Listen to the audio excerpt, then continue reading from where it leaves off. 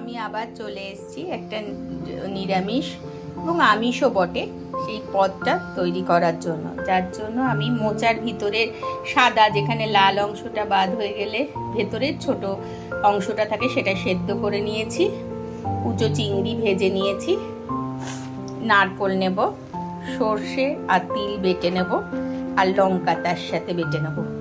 এইগুলো সবই একসাথে বেটে নেব। বেটে নিয়ে আমি কড়াইতে সেটা নাড়াবো। এটা ভর্তাও বলা যাবে, মোচা ভর্তা। সেটা আমরা নিরামিষ রূপেও করতে পারি, আবার চিংড়ি মাছ দিয়ে আমিষ রূপেও করে। আজকে আমি আমিষ রূপেই করব, সেটাই আপনাদের আমি দেখাচ্ছি। আগে আমি এগুলো একটু বেটে নিই, তারপরে আবার ফিরে আসছি। আমি মোচা সেদ্ধটা বেটে নিয়েছি, সর্ষে, সাদা তিল আর নারকোল বেটে নিয়েছি, আর এখানে চিংড়ি মাছ রয়েছে। আর এবার কড়াইতে তেলে জিরে ফোড়ন দিয়ে আমি এগুলো নাড়িয়ে নেব। তেলে জিরে দেওয়াটা হয়ে গেছে, সেটা গরম হয়ে গেছে। এবার আমি মোচা বাটাটা এই তেলের মধ্যে দিয়ে দেব। মোচাটা আমি তেলের মধ্যে মোচা বাটাটা দিয়ে দিচ্ছি এবং তার সঙ্গে আমি চিংড়ি মাছ বাটাটাও দিয়ে দিলাম। দিয়ে একটু নাড়িয়ে নেব।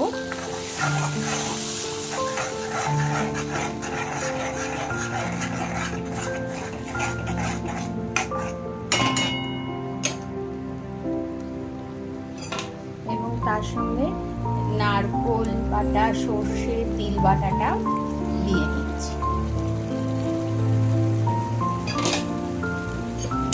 এবার সব একসাথে আমি তেলে নাড়িয়ে জলটা শুকিয়ে টানিয়ে নেব ভর্তার মতো, যাতে হয়ে যায়, শুকনোভাবে ভাতের সাথে মেখে খাওয়া যায়।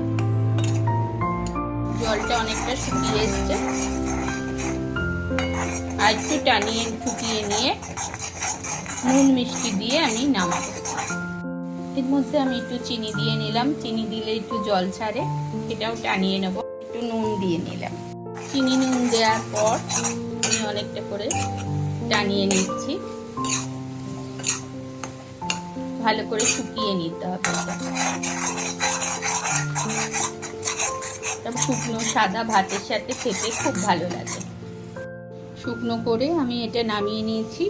এবার এটা সাদা ভাতের সাথে খেলে খুব ভালো লাগে।